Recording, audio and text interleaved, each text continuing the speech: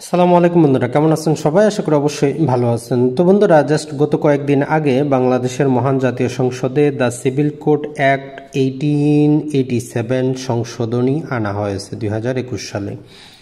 এই সংশোধনী আনার মেইন কারণ ছিল যে সহকারী জজ আদালত এবং সিনিয়র জজ আদালতে যেই পরিমাণ পেকুনারি জুরিসডিকশন ছিল সেটাকে বর্ধিত করা। তো প্রথমেই আমরা জেনে নিই যে আসলে নতুন যে সংশোধনী সেটা কোথায় কোথায় আনা হয়েছে। তো দুটো ধারায় সংশোধনী আনা হয়েছে, একটা হচ্ছে সেকশন 19 আর একটি হচ্ছে সেকশন 21। তো তাহলে সরকার দুটো ধারায় চেঞ্জ নিয়ে আসলো। এই চেঞ্জ আনার ফলে 19-এর সাথে সাবসেকশন 1 যুক্ত করে তারা বলতেছে সহকারী জজ আদালত, এই আদালতের এখতিয়ার এখন হবে 15 লাখ টাকা পর্যন্ত, পূর্বে এটি ছিল 2 লাখ টাকা পর্যন্ত। তারপরে তারা যেটি বলতেছে যে সিনিয়র সহকারী জজ ওনার এখতিয়ারটা আগে ছিল 4 লাখ, এটা এখন 25 লাখ টাকা পর্যন্ত হবে। অর্থাৎ এখন থেকে আপনার মামলার ভ্যালুয়েশন যদি 25 লাখ টাকা পর্যন্ত হয়, সিনিয়র জজের আদালতে আপনি মামলাটি করবেন, আর যদি সেটি আপনার 15 লাখ টাকা পর্যন্ত হয় সহকারী জজ আদালতে আপনি করবেন। তো আমরা যদি আরও দেখি যে সাবসেকশন 19-এর সাথে যে 2 যুক্ত করা হয়েছে, অর্থাৎ সেকশন 19-এর সাথে সাবসেকশন 2 যুক্ত করে যেটা বলতেছে সেটা হচ্ছে যুগ্ম জেলা জজ, অর্থাৎ যাকে আমরা জয়েন্ট ডিস্ট্রিক্ট জজ বলি। যুগ্ম জেলা জজ আদালতে চলমান এই আর্থিক এখতিয়ারের মামলা আগামী 90 দিন, অর্থাৎ এই 19/1/2021 সাল থেকে আগামী 90 দিনে সহকারী ও সিনিয়র সহকারী জজ আদালতে হস্তান্তরিত হবে। মানে হচ্ছে এই যে মামলাগুলো পূর্বে 4 লাখের উপরে সবগুলো যুগ্ম জেলা জজ আদালতে করা হতো, এখন যেহেতু পেকুনারি জুরিসডিকশনটা চেঞ্জ করা হয়েছে, তাই যে মামলাগুলো যুগ্ম জেলা জজ আদালতে চলমান আছে 25 লাখ টাকা পর্যন্ত, এগুলো ধারাবাহিকভাবে 90 দিনের মধ্যে সিনিয়র অথবা সহকারী যে জজ আছেন তাদের আদালতে চলে আসবে।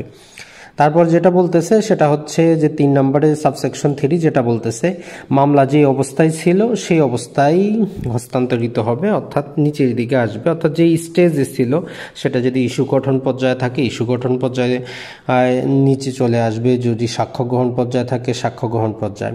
তাহলে আমরা 19-এর মধ্যে 3টা সংশোধনী দেখলাম, সাবসেকশন 1, 2 এবং 3।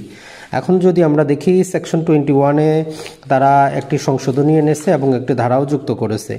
তো প্রথমেই সাবসেকশন 1 যেটা বলতেছে যে যুগ্ম জেলা জজ আদালত, যে আদালতে 4 লাখের অধিক যে কোনো মামলা করা যেত, তার যে কোনো ডিক্রি এবং যে কোনো আদেশ এর আপিল সেটা 5 কোটি টাকা পর্যন্ত যদি হয় তাহলে সেটা জেলা জজ আদালতে, আর 5 কোটির বেশি হলে সেটা হাইকোর্ট বিভাগে করতে হবে। তাহলে আমরা সেকশন 21 সাবসেকশন 1-এ দেখতেছি এই 5 কোটি টাকা পর্যন্ত জেলা জজ আদালতে আপিল করা যাবে, পূর্বে যেটা মাত্র 5 লাখ ছিল, আর 5 কোটির বেশি হলে তখন আপনাকে হাইকোর্টে যেতে হবে। তারপরে আবার তারা সাবসেকশন 1A যুক্ত করে যেটা বলতেছে যে আর্থিক এখতিয়ার পরিবর্তিত হলেও হাইকোর্টে চলমান কোনো মামলা হস্তান্তরিত হবে না। এটি হচ্ছে চৌম্বকীয় বিষয়, মূল বিষয়, অর্থাৎ যে মামলাগুলো হাইকোর্টে চলমান আছে সেগুলো আর জেলা জজে আসবে না। অর্থাৎ 5 কোটি টাকা পর্যন্ত মামলা যদি হাইকোর্টে আপনার চলমান থাকে তাহলে সেটি কিন্তু আসবে না। এটি যে না আসার মেইন কারণ যেটা আমরা জানি, 2016 সালেও কিন্তু সরকার সেম সংশোধনী এনেছিল, কিন্তু সেক্ষেত্রে 2টো রিট দাখিল করা হয়েছিল। হাইকোর্টের সম্মানিত অ্যাডভোকেটগণ 2টো রিট দাখিল করেছিলেন, যেহেতু তাদের মক্কেলদের মামলা নিম্ন আদালতে চলে যাবে, তারা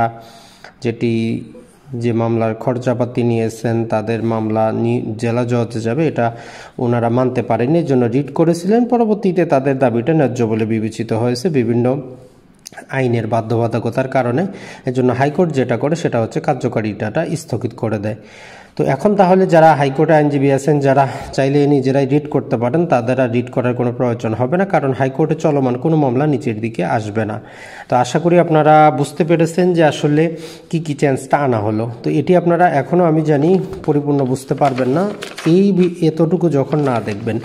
তো এখন আমরা দেখি যে জেলা পর্যায়ে দেওয়ানি আদালত, এটি না বুঝলে কিন্তু সেটি বুঝে আসবে না আপনার। তো মনে রাখবেন, বাংলাদেশে সিভিল বিচার ব্যবস্থা, দেওয়ানি বিচার ব্যবস্থা, বাংলাদেশের সর্বোচ্চ হচ্ছে বাংলাদেশ সুপ্রিম কোর্ট, যেটি ঢাকায় অবস্থিত। এই সুপ্রিম কোর্টের ভিতরে একটা আছে আপিল বিভাগ আর একটা হচ্ছে হাইকোর্ট বিভাগ। তো এই জন্য বাংলাদেশে আসলে হাইকোর্ট বলতে কোনো কোর্ট নাই, এগুলো শুধুমাত্র ঢাকায় অবস্থিত। যদিও এরশাদ সরকার চেয়েছিল বিভাগীয় পর্যায়ে নিয়ে যেতে, পরবর্তীতে আপিল বিভাগ সেটিকে অবৈধ ঘোষণা করে। তো যাই হোক, তাহলে আমরা দেখলাম বাংলাদেশ সুপ্রিম কোর্টের ভিতরে আপিল বিভাগ থাকতেছে, হাইকোর্ট বিভাগ থাকতেছে। আপিল বিভাগ হচ্ছে সর্বোচ্চ আপনার বিচারিক ব্যবস্থা, তার নিচে হচ্ছে হাইকোর্ট বিভাগ। হাইকোর্ট বিভাগের নিচে হচ্ছে আমাদের যে 64টি জেলা আছে, সে জেলায় দেওয়ানি বিচারের জন্য 5 প্রকারের যেটি হচ্ছে বিচার ব্যবস্থা। একটা হচ্ছে জেলা জজ, অতিরিক্ত জেলা জজ, যুগ্ম জেলা জজ, সিনিয়র সহকারী জজ এবং সহকারী জজ। এই 5 জন হচ্ছেন আমাদের প্রতিটা জেলায় আপনি পাবেন। তো এক্ষেত্রে প্রথমে আমরা যে মামলাগুলো করি, এগুলো আমরা এই যে সহকারী জজ, সিনিয়র সহকারী জজ অথবা যুগ্ম, এই 3 জনের কাছে আপনাকে করতে হয়।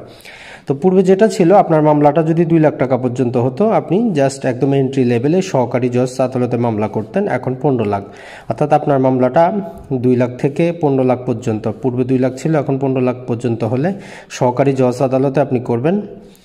আর এটা যদি 25 লাখ টাকা পর্যন্ত হয়, সিনিয়র সহকারী জজ আদালতে করবেন। পূর্বে যেটা ছিল 4 লাখ মাত্র, আর পূর্বে 4 লাখের বেশি হলে আপনাকে যুগ্ম জেলা জজে করতে হতো। এখন সেটা হচ্ছে 25 লাখের বেশি, অর্থাৎ 25 লাখের বেশি হলে আপনি যুগ্ম জেলা জজ আদালতে করবেন। তাহলে আপনার মামলার ভ্যালুয়েশন কোটি কোটি হলেও এই 3 জনের কাছেই করতে হবে অঞ্চল ভেদে। তো এখন এরা যখন যেটি করবে, যে কোনো আদেশ দিবে, ডিক্রি দিবে, এদের বিরুদ্ধে আপনি যখন আপিলে যাবেন, তো সেক্ষেত্রে আইনে সংশোধন করে যেটি বলা হচ্ছে, পূর্বে 5 লাখ টাকা পর্যন্ত আপিলটা এই জেলা জজ আদালতে যেত, এখন সেটাকে 5 কোটি করা হয়েছে। তো এর ফলে যেটি হবে সেটি হচ্ছে মানুষকে আর ঢাকায় যেতে হবে না, জেলা জজই সব কিছু হয়ে যাবে। আর মনে রাখবেন, জেলা জজ এবং অতিরিক্ত জেলা জজ নাম ভিন্ন হলেও এদের কাজ কিন্তু একই। যে মামলাটা আপনি জেলা জজে করেন, ওই মামলাটা অতিরিক্ত জেলা জজই দেখেন। তো তাহলে আমরা যখনই এই 3 জন, এইদেরকে আমরা বলবো আদি এখতিয়ার সম্পন্ন আদালত, এই আদালতে মামলাগুলো করা হয়। তো এই আদালতে মামলা করা হলে এই ভ্যালুয়েশন অনুযায়ী এদের আদেশের বিরুদ্ধে আমরা 5 কোটি টাকা পর্যন্ত এখন জেলা জজে করতে পারবো। এর বেশি হলে তখন আপনাকে ঢাকায় গিয়ে, এই হাইকোর্টে গিয়ে আপনাকে আপিল করতে হবে। তো এখন আমরা আরও দেখি যে যে মামলা তো দেখলাম, মামলার কোর্ট ফিগুলাও দেখে নিই। যদি জমি জমা সংক্রান্ত হয়, আপনার ভ্যালুয়েশন অনুযায়ী 2% করে হিসাব করা হবে, আর 2%-এর সাথে আবার 15%, 2% হিসেবে যা আসবে আবার 15% হিসাব করা হবে। তবে কোনো অবস্থায় সর্বোচ্চ 46,000 টাকার বেশি হবে না। আর যদি সেটা আর্থিক সংক্রান্ত হয়, টাকা পয়সা সংক্রান্ত হয়, 2.5% হিসাবে এবং 2.5%-এর 15%, তবে সর্বোচ্চ 57,500 টাকা, এর বেশি হবে না। আর মামলার খরচ যেটা, আমরা এই ফিক্সড কোর্ট ফিটা আপনাকে দিতে হবে। ফাইলিং করার খরচ আছে, আইনজীবীর খরচ আছে। ফাইলিংয়ের খরচ, আইনজীবীর খরচ নির্দিষ্ট নয়, সরকারি কোর্ট ফিটাই নির্দিষ্ট। আবার কিছু মামলার কোর্ট ফি আছে যেটা ফিক্সড নির্দিষ্ট, যেমন কোথাও 300 টাকা, কোথাও 200 টাকা, এগুলো হচ্ছে ফিক্সড। তো আর মামলাটা আপনার নিজ জেলায় করতে হবে, ক্ষমতাসম্পন্ন আদালতে দায়ের করতে হবে। আপনার নিজ জেলায় ক্ষমতাসম্পন্ন আদালতে আপনাকে মামলা দায়ের করতে হবে।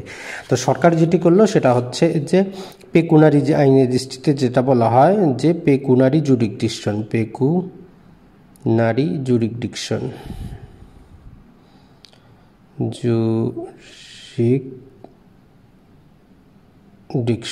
এটি সরকার চেঞ্জ করলো। আশা করি আপনারা বুঝতে পেরেছেন। ভালো থাকবেন, সুস্থ থাকবেন। আসসালামু আলাইকুম।